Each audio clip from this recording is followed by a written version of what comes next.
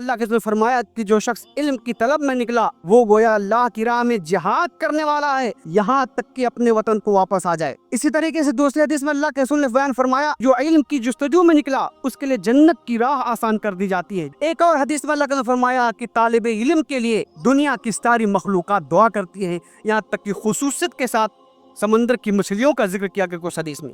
حضرت عمر کا قول ہے لوگو علم حاصل کرو، اللہ کی محبت کی چادر ہوتی ہے، جو شخص علم حاصل کرتا اللہ تعالیٰ اس کو چادر اڑا دیتا ہے۔ عبداللہ ابن مسعود رضی اللہ تعالیٰ عنہ کہتے ہیں کہ دنیا میں سب سے بہترین مجلس علمی مجلس ہے۔ احمد ابن حنبل کہتے ہیں کسی انسان کو کھانے پینے سے زیادہ اس کے لیے علم کی ضرورت۔ حضرت عمر کہا کرتے تھے تفقہوا قبل ان تسودوا، قائد بننے سے پہلے علم حاصل کرو۔ امام بخاری نے اس پر اور اضافہ کیا ہے وبعد ان تسودوا، قیادت ملنے کے بعد بھی علم حاصل کرو، کیونکہ تمہاری قیادت اس وقت باقی رہے گی جو تمہارے پاس علم ہوگا۔